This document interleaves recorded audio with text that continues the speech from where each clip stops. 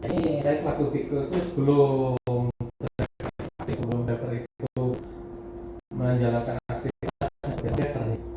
Nah itu saya harus mengasih pembekalan yang namanya super driver. Jadi super driver itu yang intinya itu di sini ada namanya super driver skill. Jadi isinya itu standar operasional driver saat di jalan. Ya. Dengan tujuan demi keselamatan, ya. Demi keselamatan driver. Nah ini yang pertama dari super driver skill. Super driver skill. Lanjut di gambar yang kedua, daily inspection full diesel. Unit kita ini sudah berbahan bakar solar, ya Mas Rosi ya. Jadi jangan lupa unit kita itu berbahan bakar solar. Itu akan bergabung di sistem VTV atau aplikasi VTV ataupun di mover ya. Nah di situ ada pilihan pasti ya Mas Rosi ya. Ada pilihan pertama backlight, pertalite maupun yang lainnya. Itu harus dipilih sesuai yang dibeli. Terus kita terkadang itu di sini, nah unit kita itu dalam kondisi tertentu solar tersebut itu langka sehingga dari operasional menyarankan backlight. Nah itu tergantung dari ACC dan dipilih di ACC tersebut. Dan untuk pemilihan SPBU rekanan dipilih apa Mas Ri? PT Setra Praba Perkasa, pilihannya seperti itu. Jadi jangan yang lain ya. Jadi seperti itu ya yang tadi. Terus untuk unit kita ini kan sudah full diesel. Nah ini sudah berhubung dengan sistem overstay engine on. Nah ini yang disarankan itu 10 menit saja Mas Rosi menghidupkan mesin melanjutkan, dan kunci kotak harus di posisi lock.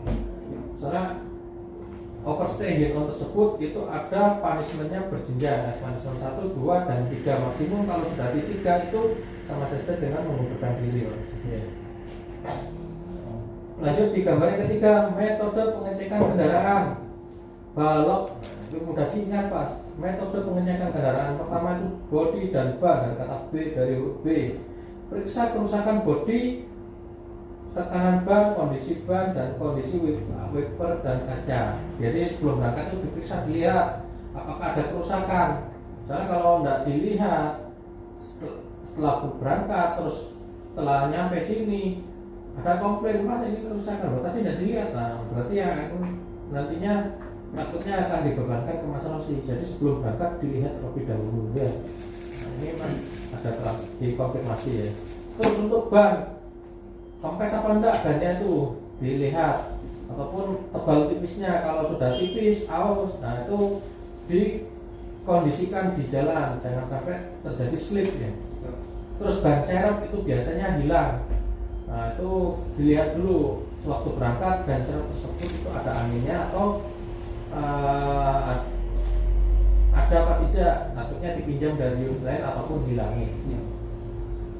Terus dari kata A, huruf A, air, periksa air radiator, periksa air wiper, dan periksa kebocoran sambungan.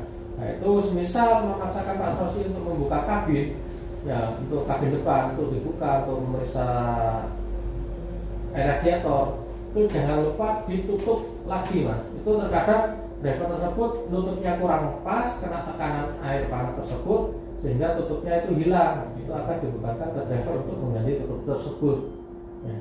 Terus untuk dari kata L, listrik, periksa lampu-lampu, periksa air aki, dan periksa sambungan aki.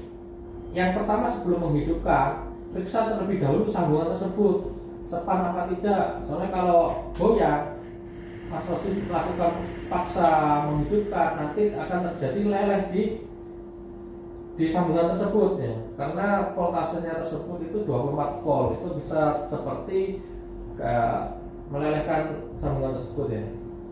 Terus untuk lampu ini periksa, terutama lampu kota, lampu ya, semuanya lampu tidak boleh mati. Kalau mati nanti ajukan minta di saja tulis KM awal maupun plat nomor, ditulis dicatat ya. Dan untuk lampu dilarang keras driver tersebut merubah variasi lampu, karena ada lampu gede-gede gitu Mas ya. Harus lampu standar dari pabrik, dilarang keras kita merubah mobil tersebut diberikan variasi ya. Nah, jadi gunakanlah gaji Mas Rosi itu untuk keluarga, bukan untuk memodifikasi mobilnya. Terus dari kata O, oli, periksa tetesan kebocoran yang ada di bawah, itu biasanya pertama ya. Periksa level oli mesin dan periksa level oli baterai, itu bisa di skip, itu dihilangkan. Dan untuk penambahan oli itu di angka 5.000 km itu diajukan di sistem Clarify untuk penambahan. Dan untuk pergantian oli di angka 10.000 km itu sampean konsultasikan dengan tim bengkel. Ini waktu jadwalnya itu kapan? Oh ya, saya besok sampai bengkel itu terkadang kan padat, itu konfirmasikan ya, bengkel adanya malam. Dan untuk kata K, kelengkapan kertas. Nah, ini K tersebut kelengkapan itu mulai dari SIM terutama ya, SIM dan handphone. Waktu mau berangkat dari rumah periksa terlebih dahulu Mas Rosi ya, jangan sampai handphonenya itu ketinggalan. Nah, kalau ketinggalan ya mohon maaf, di sini aktivitas kita menggunakan handphone. Untuk SIM juga dilihat mulai dari masa aktif juga, dan SIM-nya harus dompet jangan sampai ketinggalan. Terus untuk kelengkapan, mulai dari kelengkapan di sini ada yang saya share itu toko yang berwarna biru, itu kelengkapannya itu toko tersebut itu ada materai dan sejenisnya. Jadi minta Mas, ini ada materainya, ini warnanya biru. Misal toko Sukomilyo atau Suko Nagaan, Bondowoso sudah dikasih kode warna biru, berarti ada materai. Tanyakan apakah benar, kalau tidak benar berarti ada kekeliruan di situ ya. Jadi jangan sampai tidak di toko makanya tidak ada, itu akan menjadi beban driver. Kalau tidak ada, kalau ketinggalan berarti di sini kalau tidak ada itu menjadi beban driver. Terus untuk telur jangan ketahuan pecah sampai di toko. Kita bisa komplain ketahuan pecah kalau sudah sampai di sini. Kalau di toko itu menjadi beban driver. Itu driver harus mengganti ya. Jadi seperti itu Mas. Dan untuk STNK juga periksa. Terkadang kita lupa mengasih keliru antara STNK brand mobil lain itu di bawah Mas Rosi. Jadi STNK tersebut pastikan unitnya sama ya. Dan untuk gembok pastikan urutan dari A, B, C, D, E, gemboknya ya harus dari samping A, B, C, D, E sampai belakangnya. Jadi seperti itu Mas. Lanjut di gambar yang ketiga, yang keempat. Defensive driving, saya peduli keselamatan, ini pedomannya sampean. Karena apa? Ada keluarga yang menunggu di rumah. Ya. Lanjut di gambar yang keempat, arti dari defensive driving.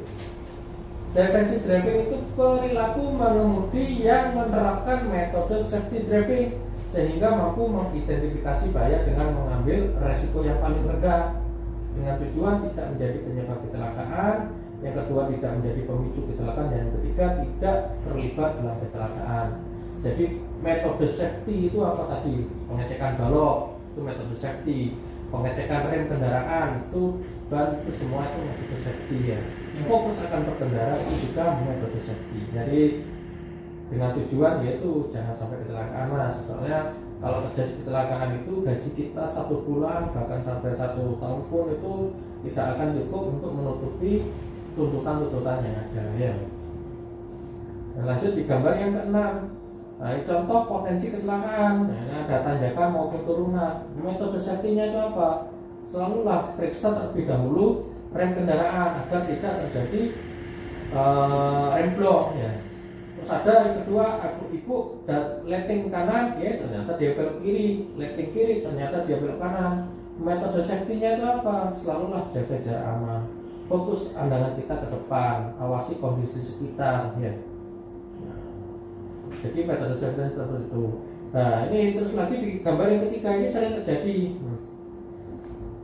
Nah, ada persimpangan 3, Mas Rosi bukan di jalur utama. Metode safety-nya itu apa? Dahulukan kendaraan jalur utama dahulu, baru kita mendahului dari belakangnya. Soalnya kalau kita mendahulukan jalur kita dulu, jalur utama tidak bisa melakukan manuver, tidak melakukan pengereman mendadak. Akhirnya suatu insiden.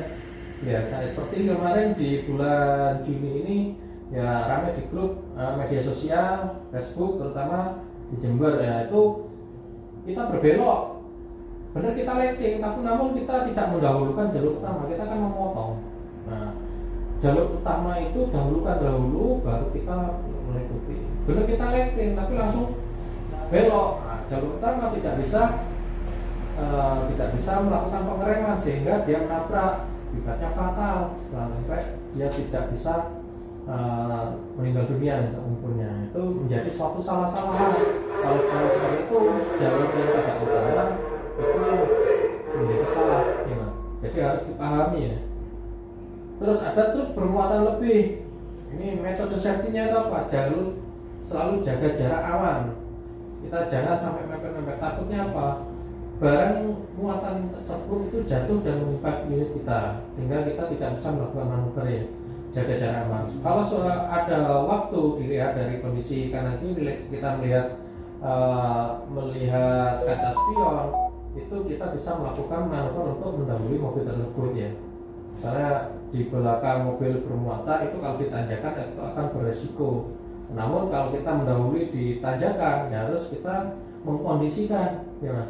Yang tahu di lapangan itu mas Rosi sendiri atau driver itu sendiri. Terus ada gambar kelima, ada bapak-bapak mendahului, dia langsung berbelok ya. Nah, itu metode safety-nya selalu awasi kondisi sekitar. Karena suatu kejadian kecelakaan itu terjadi karena suatu kelalaian, ya. Entah itu kelalaian dari bapak-bapak tersebut atau kelalaian dari kita. Nah, kelalaian dari kita itu tidak selalu awasi kondisi sekitar, jaga jarak amannya. Lanjut di gambar yang ke-7, 5 langkah dasar defensive driving di jalan. Pahami dinamika kendaraan, jaga jarak aman, selalu awasi kondisi sekitar, waspadai blind spot, hindari distraksi, dan pahami marka. Ya. Nah, di gambar ke-8 ini, pahami dinamika kendaraan. Ya, ini ada gambar blind van, canter, dan maupun fuso. Yang dimaksud dinamika itu apa mas? Dimensi kendaraan. Nah, dimensi ya, ukuran ya. Jadi haluan ya. Nah, haluan. Jadi haluan setiap mobil kecil, sedang dan besar itu haluannya berbeda. Mulai dari panjang kendaraan, kita harus panjang kendaraan. Nah, ini contohnya kalau kita paham panjang kendaraan, itu sering driver tersebut melakukan mundur, nah, tahu-taunya dia nabrak yang ada di belakang, terutama tembok ataupun mobil dia. Terus dari lebar kendaraan, ini pak waktu di keramaian, nah, itu harus paham lebar kendaraan tersebut. Mulai dari lebar itu kanan kiri, oh ini muat-muat, tahu-taunya kita nyenggol yang ada di samping. Ya. Dari tinggi kendaraan, ini harus paham juga. Ini sering terjadi driver tersebut itu semisal di jalanan itu mendahului dari jalur kiri, tahu-taunya unit tersebut nyangkut di pohon, mas. Karena tidak paham, tahu nyangkut di portal. Jadi harus paham tinggi kendaraan. Atau di tol kan ada portalnya tersebut. Nah, itu ini tingginya sama ini ya, itu muat atau nyangkut ya. Jadi harus paham.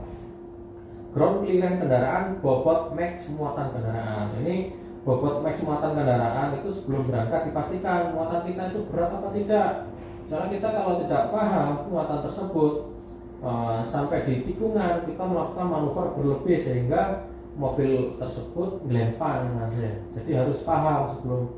Nah, maka dari itu gunakanlah metode safety saat berkendara dengan hal tersebut ya mas.